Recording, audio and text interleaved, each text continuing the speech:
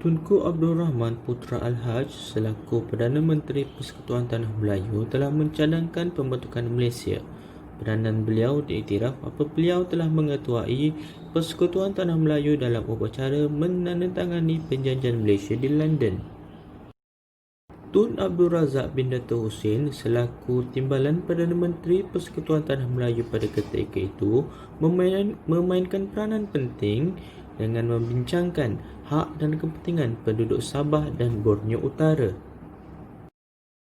Lee Kuan Yew selaku pemimpin utama parti politik di Singapura pada ketika itu telah menggerakkan usaha memujuk rakyat bagi menerima pembentukan Malaysia dan secara tidak langsung menghalang ancaman komunis di Singapura.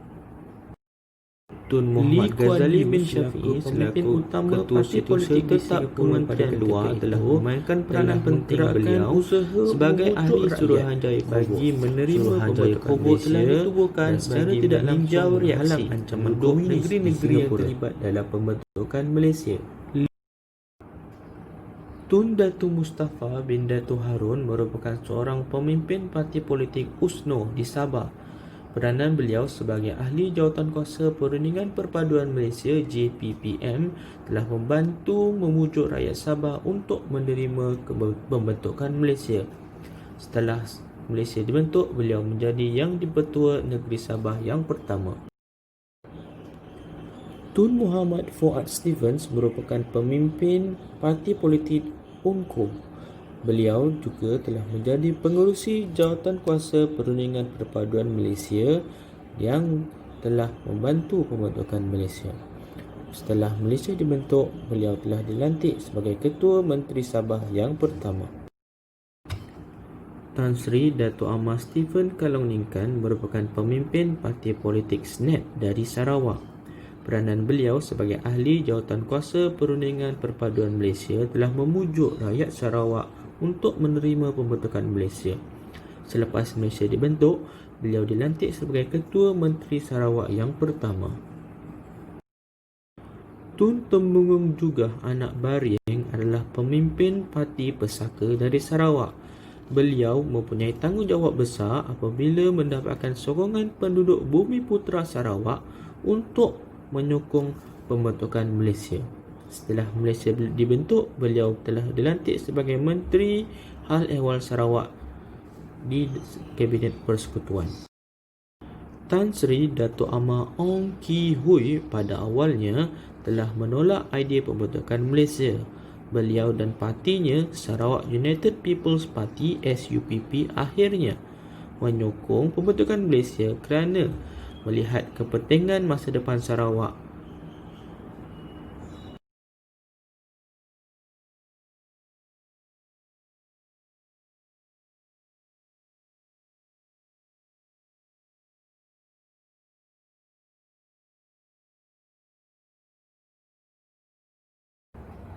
Peristiwa pembentukan Malaysia sebenarnya telah memberi banyak hikmah dan juga kebaikan yang membawa perkembangan positif kepada negara kita. Apakah ia? Mari kita lihat sama-sama.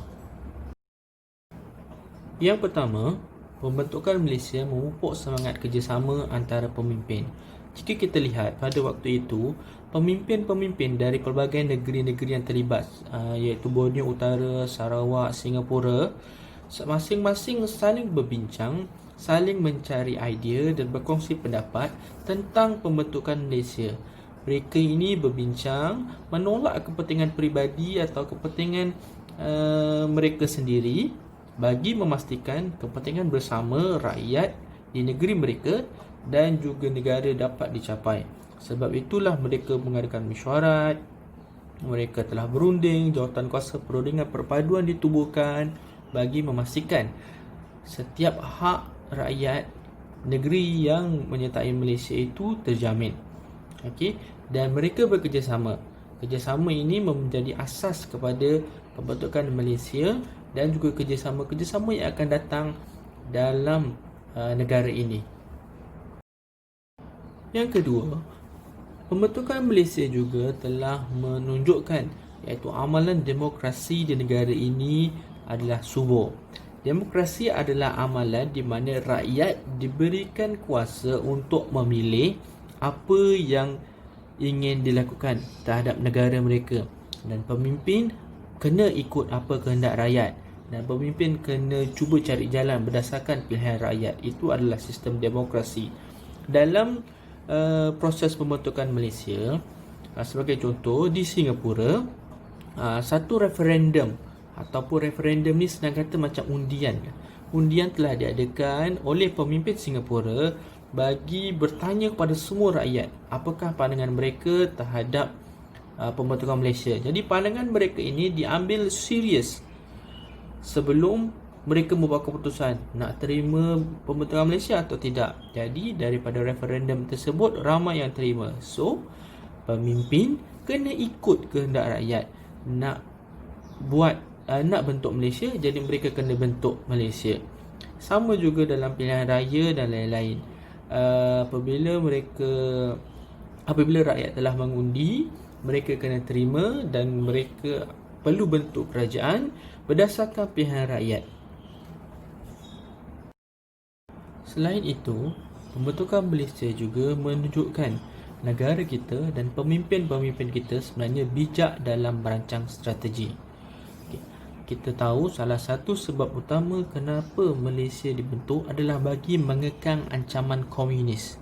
Jadi pemimpin ini merancang strategi, jika kita bergabung, maka keupayaan pertahanan kita meningkat. Sebagai contoh, ketika itu Persekutuan Tanah Melayu yang baru merdeka telah mempunyai angkatan tentera yang tersendiri dan ada aset ketenteraannya tersendiri. Singapura pula pada masa itu masih lagi bergantung pada sistem pertahanan yang dibekalkan oleh British, dan Borneo Utara dan juga Sarawak juga masih bergantung kepada British. Jadi apabila kita bergabung, kita dapat menumpukan kuasa pertahanan kita, dan secara tidak langsung ancaman komunis daripada kawasan yang terdekat dengan Persekutuan Tanah Melayu pada ketika itu dapat dikekang. Kerana Singapura telah berada di pihak kita, Sabah berada di pihak kita, Sarawak berada di pihak kita. Jadi kita ada pertahanan yang cukup bagi mengekang komunis.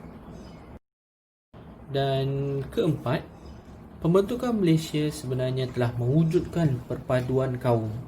Macam yang kita tahu, Malaysia adalah sebuah negara yang berbilang kaum, berbilang bangsa, berbeza daripada latar belakang agama dan juga kebudayaan, tapi kita semua boleh duduk dalam satu negara yang sama. Jika dahulu sebelum pembentukan Malaysia, majoriti yang berada di Malaysia adalah daripada kaum Melayu. Cina dah ada, India pun dah ada. Tapi apabila pembentukan Malaysia, kita melihat lebih ramai masyarakat Bumiputera daripada Sabah dan juga Sarawak bersama-sama membentuk komposisi rakyat Malaysia. Rakyat dari pelbagai kaum disatukan dalam sebuah negara. Dari Sabah dan Sarawak kita ada Kadazan Dusun, Iban, Murut, Bidayu, Bajau sebagainya dah bergabung menjadi apa yang kita gelar sebagai rakyat Malaysia. Jadi perpaduan ini adalah satu keunikan dan kekuatan yang kita ada. Perbezaan kaum sebenarnya, jika kita lihat dari satu sudut, adalah keistimewaan yang boleh menjadi satu kekuatan. Maksudnya kita boleh mengambil apa yang terbaik daripada kaum lain dan kita cuba adaptasi dalam kehidupan kita, dan kita jadi satu negara yang lebih maju, makmur dan juga berbilang kaum. Baiklah, kita telah lihat senarai tokoh-tokoh yang telah terlibat dalam proses pembentukan Malaysia, dan juga kita juga tahu telah banyak kebaikan yang negara kita dapat akibat daripada pembentukan Malaysia ini. Jadi sebagaimana kita telah lihat dalam video tadi dan juga dalam buku teks kamu, tokoh-tokoh tersebut adalah Tun Abdul Rahman, Tun Abdul Razak, Lee Kuan Yew, Tun Muhammad Ghazali Syafi'i, Tun Dato' Harun, Tun Dato' Mustafa, Tun Muhammad Fuad Stephens, Datuk Tan Sri Stephen Kanonikan, Temburong juga ada juga Datuk Ama Ong Ki Hui. Jadi mereka ini sebenarnya peranan mereka sangat besar. Tanpa usaha mereka ataupun mungkin jika salah seorang daripada mereka dahulu menolak pembentukan Malaysia ini, idea ini tidak dapat direalisasikan. Mereka telah bersusah payah mendapatkan sokongan daripada rakyat, daripada pelbagai negeri pada ketika itu untuk memastikan Malaysia dapat dibentuk dan juga pembentukan Malaysia ini dapat dijalankan dengan cara yang betul, tanpa paksaan dan juga lancar. Okey. Kemudian jika kita lihat balik, sebenarnya Malaysia ini adalah sebuah negara bertuah kerana kepelbagaian, keunikan dan juga kekuatan yang kita ada. Hasil sumber bumi kita juga sebenarnya banyak. Kita sebenarnya adalah sebuah negara yang kaya. Okey. Jadi adalah menjadi tanggungjawab kita semua sebagai rakyat Malaysia untuk memastikan kesejahteraan, kekayaan, kemakmuran negara kita ini dapat dikekalkan dan ditambah baik. Sebagaimana kita tahu, kita sekarang ni berada di dalam satu fasa pandemik COVID-19. Kita menghadapi banyak cabaran. Kadang-kadang ekonomi kita juga tidak stabil. Tapi jika kita semua rakyat Malaysia bersatu, tunjukkan yang kita sebenarnya sayang kepada negara kita, kita boleh atasi masalah ini dan kita boleh menjadikan negara kita sebuah negara yang lebih maju dan makmur daripada apa yang kita ada sekarang. Okey, jadi sebagai rakyat Malaysia, kita patut pelihara kedaulatan dan juga kesejahteraan negara. Bayangkan jika negara kita berpecah, mungkin kita akan menghadapi lebih banyak masalah.